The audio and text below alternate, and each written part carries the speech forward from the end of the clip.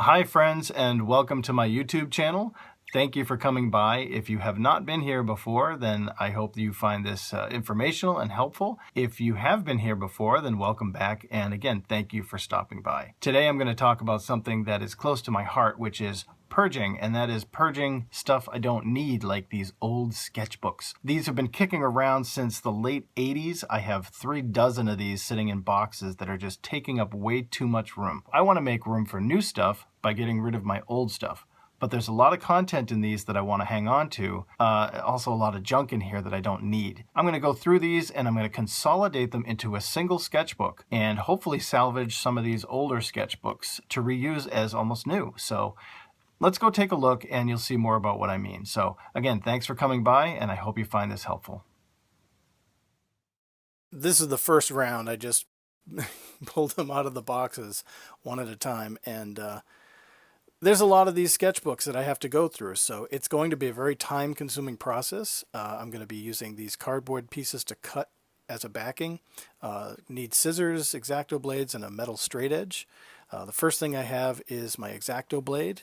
Be very careful. These are sharp now, kids, so watch out. Couple of things here. I have this old X-Acto box that I've had forever, and it's great, and I refill it whenever it gets empty. I sometimes put the blades in upside down to store them, because if you're going to grab them quick, you don't want to poke yourself. But I also have this handy cap too, which protects my fingers. Used blades go into that little compartment there. So let's begin with sketchbook number 1. And this is a Strathmore 400 series sketchbook. As you can see, I've got these car doodles that I did. This was for a job that I did years ago. I mean, these sketchbooks have been kicking around since the 80s. So these were probably done in the late 80s, early 90s. So, they're okay. I have no problem with them, but I don't need to keep every single drawing I did. There's no reason for me to keep every sketch. However, some of these little pencil sketches are great for reference, and I guess that's a big part of why I want to do this, is because I can consolidate this entire sketchbook into sort of one reference book for myself. And as you can see, I can pull out a whole page instead of cutting out, and I'll cut it down later. Some of these things, like I like this foot here, it's a little claw, but I don't need the rest of it, so I'm just going to ditch it. This letter D, I did a project with letters for a while. I know how to do this, so I don't really need to deal with it anymore. Sometimes I come across these artifacts in my sketchbooks, which I didn't even know I had. I had bought a teapot. It's an old iron teapot, and I kept this as a reference, but I'm never really going to use this again, so just get rid of it. As you can see, more stuff. That's an A laying down. I don't really need it, so I'm just going to go right past it. Some drawings that I thought were kind of fun, I can clip these out and save them. You can't really see it from here. I'll show it to you in a second, but and just cut it out with scissors. No big deal. I usually check the so it's a man holding a fish and the kid's jumping for it. I usually now this is interesting. This was a motorcycle with a lime or a lemon for a gas tank. But I always try to check the other side of the page, make sure there's nothing on the other side.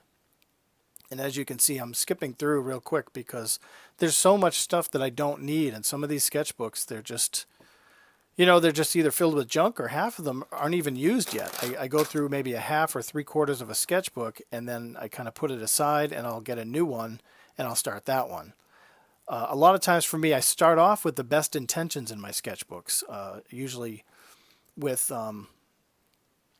kind of like a header page with a title, and I put, my signature, and I even put a copyright in there, and sometimes even a dedication. But once I pull all these pages out of this sketchbook, this is all junk. I don't need any of this stuff, so I'm going to just put this aside for recycling or burning later, and now I have a decent sketchbook that I can either keep and use for later, give to a friend who has kids or something, or I can donate it to a school or a local children's center for somebody else to use. I highly encourage donating if you can. This old sketchbook is from the 80s. It's from a place called Charette. I used to work there, and this, it's kind of funny seeing the price tag. This cost about $7 when it was new. Newer sketchbooks of this quality pretty much go for about $12 to $15, sometimes more. I've seen them even more expensive. So back then I thought $7 was a lot of money. But, inflation, time. As you can see, sometimes I have a drawing. I don't care about the rest of it, but this little guy stood out to me, so I kept it. All these other things were just studies. I like that one. I like that one. And I may not keep those ones either, but I'll pull them out to look at and review later. Sometimes I'll see something on the back of a page, and I'll clip that out. So looking back through it, yep, no regrets here. Just don't need this anymore. It's weathered and tattered and taking up space, and I don't need it. So as you can see, another sketchbook. There's so many of these. You can see this is the title page here. I'm going to keep that title page because I like that. A lot of detail went into that. There's some, some of these things were just stream of conscious drawings. Some were for jobs like this one, and these ones here were for magazines. And, the little doodles on the sides are just fun to keep. This one here is interesting because it was a sketchbook that I had started but ended up turning into a flip book. So all the pages in the middle of the book, there's like 100 pages in there that are just blank with the little doodle on the end. As you can see, title page, I do a quote, a dedication. This was one where the cover, I believe, was literally coming off, so I taped it together. Again, little pieces to clip out of each one. A lot of times I'll find notes to myself, little poems or little stories that I've written. These are starting to fade, which I like them, but they're fading. So going through real quick, speedscaping here. You can see there's a lot of sketchbooks. Sometimes I come across photos, old watercolor pictures, just all kinds of stuff. And you never know what you're going to find when you go through your sketchbooks, and that's part of the beauty. So here now, these are all the empty sketchbooks from that pile that you saw earlier, and this is what's left. So these are 2 empty sketchbooks now. I've purged these 2. They are completely clean and like brand new. This one has a couple of drawings that were already in it that I wanted to save, that farmhouse and these little frame pictures. So I want to save those. I can reuse those later.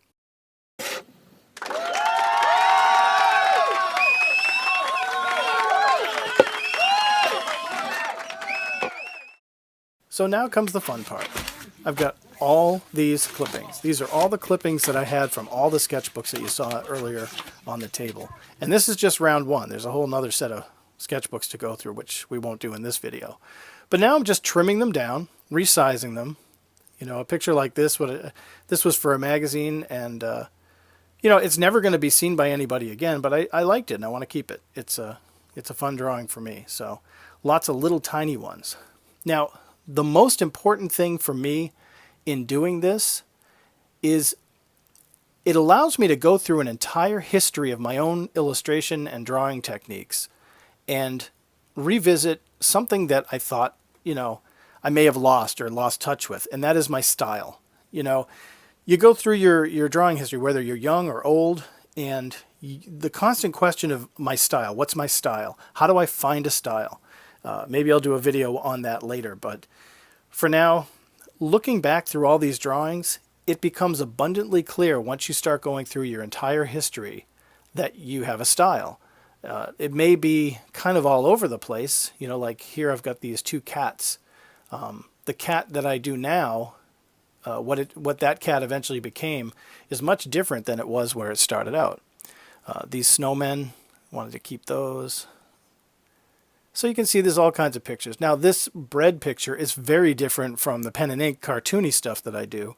So I'll keep that as a reference to say, hey, this is another style that I have.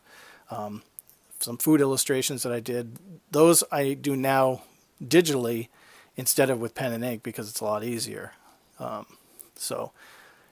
other pictures I find, like this one, I realize I can retouch it later. And so you can actually redraw onto these later once you collect them and consolidate them. So this is a bag of the remains, and these are the final pictures. Whew, it's a lot of work there. So this happened over the course of several days, so this is not a one-day project. This is something you have to commit to, put it aside, work on it. I would go to work and come home and work on it at night. So now I've separated them into sizes, and you got your little pictures, big pictures, and medium-sized pictures. And what I'm going to start doing now is I'm going to use this Elmer's glue stick, and I'm just going to, this is a glue page, so I can remember to glue onto that page if I need to. And you just put the glue stick on the back and tack it down. It does help if you put a little glue stick on the page, like I just did there, before you put it down. It'll help it stick better. Most of these are just being tacked in place. I'm not really, this is nothing permanent, so it's just for my own, pleasure, I guess. It's for my own records. To keep this sketchbook. So I don't want to lose these drawings. These are the ones that I like and inspire me and motivate me the most. So I'm going to keep these, and I can reflect on these whenever I feel like. And if somebody says, hey, let me see one of your sketchbooks, I can pull this out and say, here's 20, 30 years of sketchbooks all in one book, which is, for me, that's just a lot of fun. And this is a project I've been wanting to do for a long, long time. So this is not something I just decided to do on a whim. This is something that's been on my mind for years. Just never had the time to get around to it, and I finally committed to it. So as you can see, there's lots and lots and lots of gluing and tacking down and what have you. So finally, the end product. It's not much thicker than it was before. It's a little bulkier, but not too bad. But the great thing is I open it up, and from cover to cover, it's all these little illustrations. Like I said, I can draw onto these. I can draw squares around them. I can, frame them. I can put captions next to them and just maybe tell a story of each one if I want to. Don't feel like it right now, but that little sketchbook you saw earlier that I had wasted with the little flip book, well, I just cut out the flip book part, took out the extra pages, and now I have a brand new sketchbook that I can take wherever I want. These are some extras that I went through and found later after I did the first round. So I have a whole bunch more, but I'm not going to deal with these right now. So what do you do with these? Aha, time for a Ziploc bag.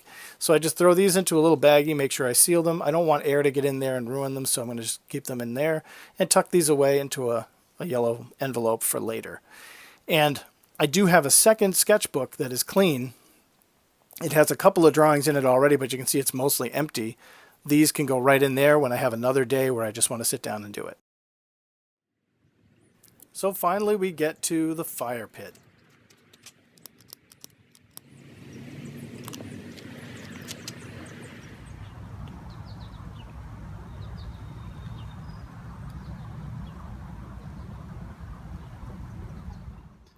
So here we have a sketchbook burning. I guess this is the equivalent to the Burning Man out here in the wilderness. I tend to look at something like this with I try to look at it with a spiritual attitude, that all the creativity that went into these drawings and the sketches that I'm getting rid of, I'm transmutating the energy that went into these drawings and the creativity into fire and air and smoke, and it's going back to nature. That's one way to look at it.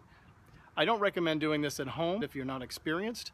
If you're younger, you definitely need adult supervision. Be careful, because fire is very, very dangerous. Obviously, I've got a fire pit here that's a controlled environment, and I've done this before, so feels good. I'm enjoying this, and it's a beautiful day, so I'm going to finish off the rest of these, and I will catch you later. Thank you so much for stopping by, and I will see you soon. Take care.